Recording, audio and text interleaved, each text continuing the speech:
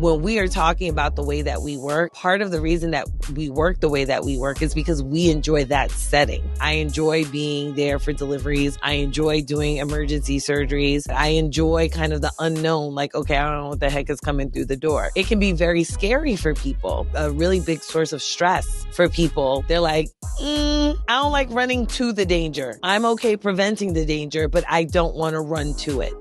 Here's some concerns that I think some folks don't think about if you embrace this type of lifestyle is there's always the question of continuity of care. Because you're not seeing folks in a clinic fashion, because you're seeing folks in acute care fashion, you're taking care of emergencies. I took care of this emergency, and for the most part, I may not see you again. Or because it's shift work, I may not be on the next day. Right. So the care of the patient, some people think could be a little bit disjointed. I hear that a lot. I'd like to answer that. So one of the ways that I get around it is I don't take like shifts for just like one day and then I'm gone for like 2 weeks or something like that. I do like 7 days in a row and then, I take a break. And the reason I do that is just for that reason, which is the continuity of care thing. I'd like to be really involved in someone's care over several days, formulate a plan. And then right when you get to the point where it's like, you know what, it's time to take a break.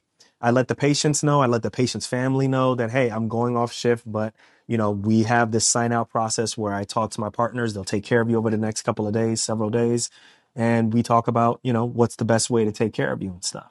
But yeah, I think that, there's a concern that, okay, I have surgeon A on Monday, surgeon B on Tuesday, surgeon C on Wednesday. Are they all on the same page? That could be a concern. Is that a concern with OB hospitalists? Not so much. Only because I think now patients are kind of sort of used to not necessarily seeing their doctor or the same doctor come on.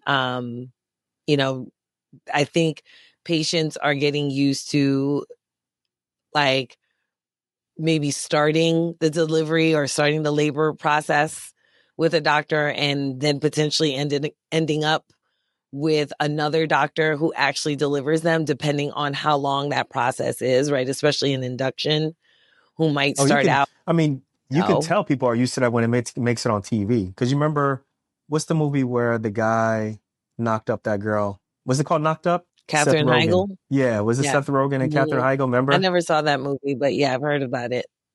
Yeah, but basically they have an affair, or they have a one night stand. Long story short, she goes and meets with different OB, she meets with her OB, develops a relationship with the OB. And then when it's time to deliver, that OB is not there.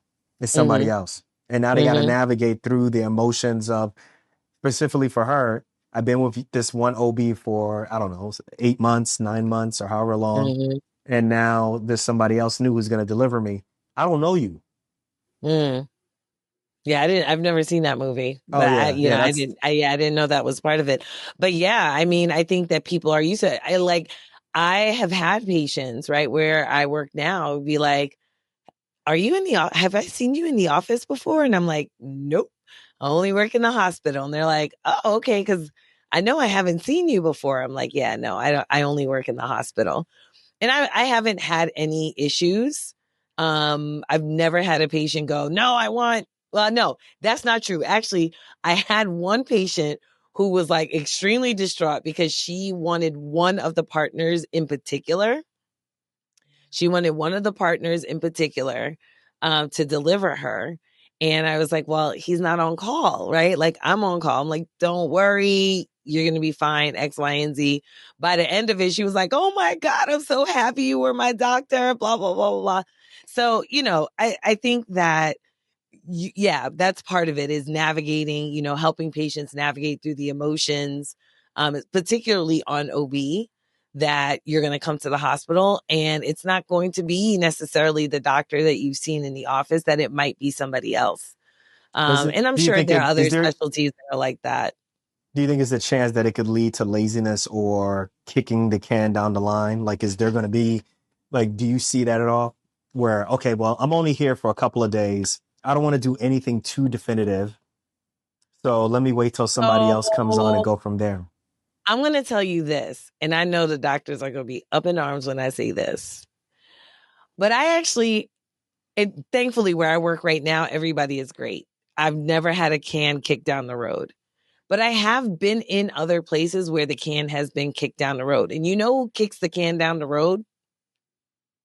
The traditional practicing docs. Oh, so the ones who you're relieving, the ones who are there who are there, they're employed and they are I would gone have for to the say, weekend. like, as you know, as a if I had to pick between, is it the locums doc or is it the traditional practicing doc? It's usually the traditional practicing doc.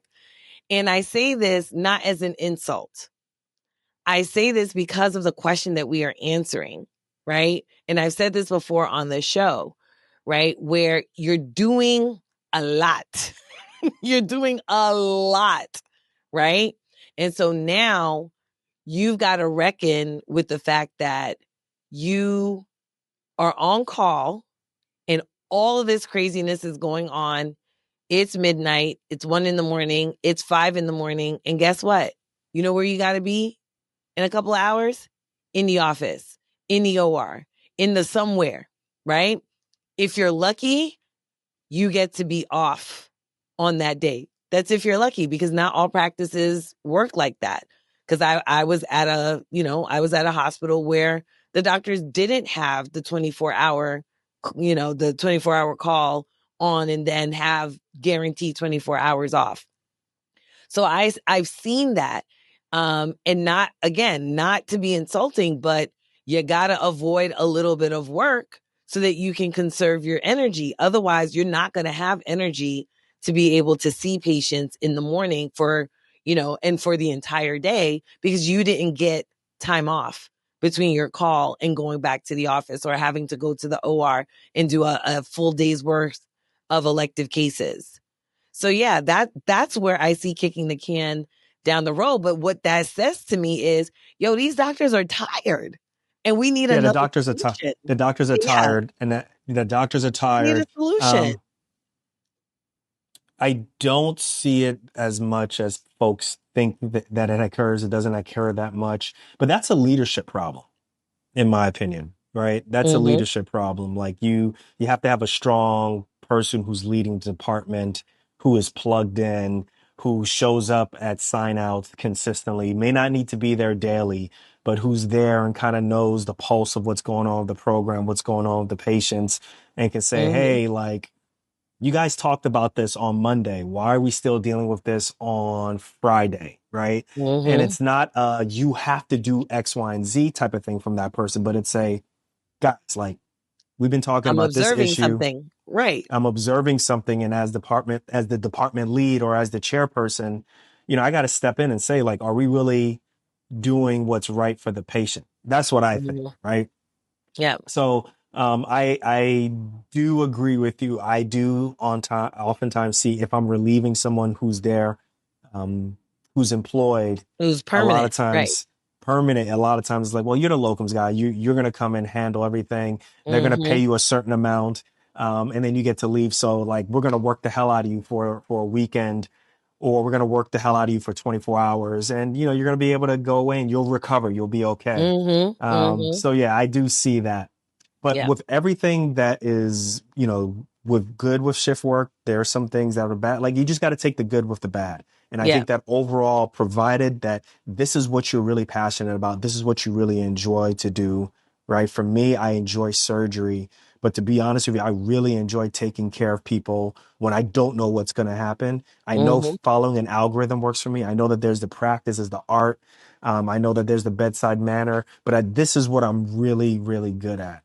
And Yeah. that's where I really, for me, you could even tell like my juices get going in trauma. The juices for me get going in critical care. I really like acute care surgery. But if you really had to put me down, what I really, really enjoy, I really enjoy trauma.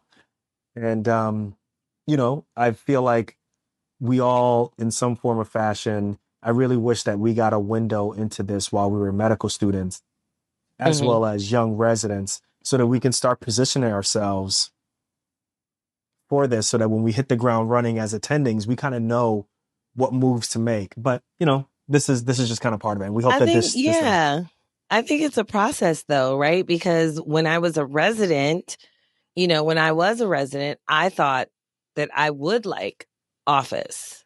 I really did. I enjoyed office when I was a resident, but the difference, right? I didn't understand the difference in that the way that our office was set up was that, you'd go to clinic and you didn't always follow up with your patients, right? There was always somebody else who was doing the follow up, right?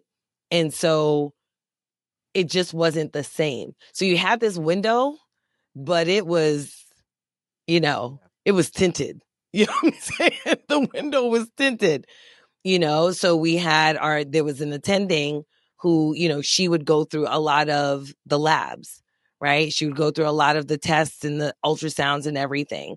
And because of the way our residency specifically was set up, you might be in clinic, these months at this particular site, but then you might be at clinic at another site, for these particular months. So you really actually couldn't do the continuity in the way that you really wanted to do it. There were some patients that you would follow up with, yes, but it wasn't so consistent that it could actually give you a real window into what private practice was going to look like.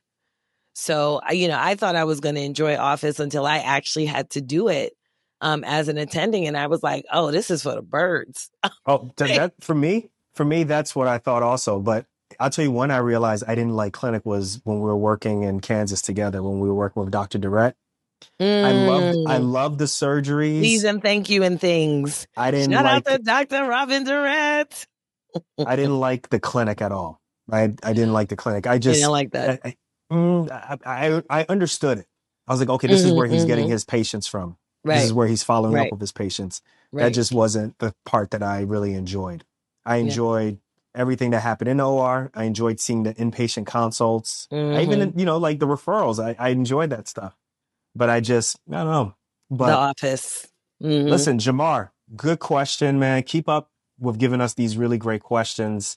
I hope Something to think everybody about. else Yeah. everybody else, listen, Jamar sends us messages he sends us text messages, right? So that's located in the show notes.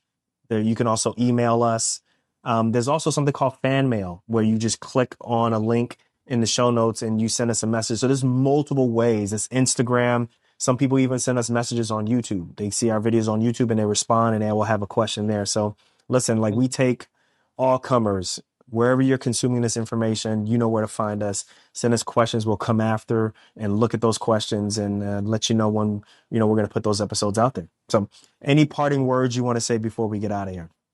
I do have a question for the audience, especially those who do traditional practice.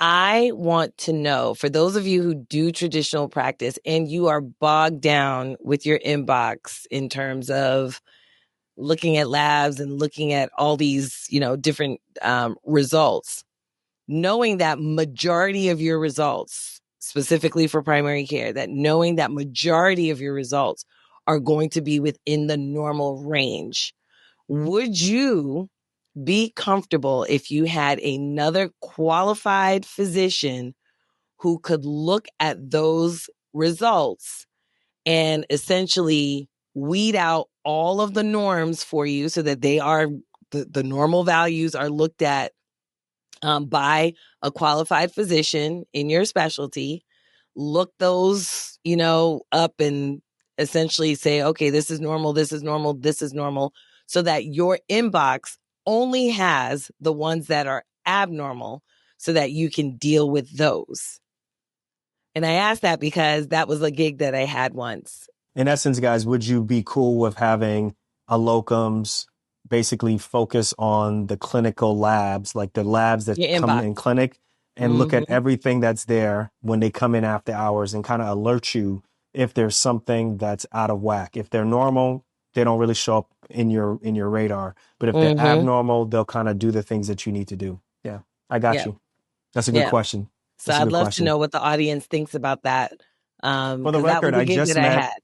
For the record, I met another doc who transitioned to locums just recently. Mm, Anesthesiologist working at a really large hospital system for majority of the career, and decided recently wanted to do locums and has really enjoyed it, and was telling me mm, how their partner is saying, man, like I see you more, even though you're traveling more, I see you mm. more. You're more plugged Right. in. We're doing things together. Listen, we're not locums fanatics. Obviously we're fans, but we're not fanatics. But I think the writings is on the wall. And Isn't fan short for fanatic? oh yeah, that's a good point. That is a good point. We're And fans, on but we're that not note, fanatics. guys, we are going to jet because I have to go back into the hospital. Speaking of the work following you. So listen, we're gonna catch you guys on another episode. Thank you, That's Jamar, for on writing call. in, and we'll check you guys on the next episode. All right, y'all. Peace. Yes.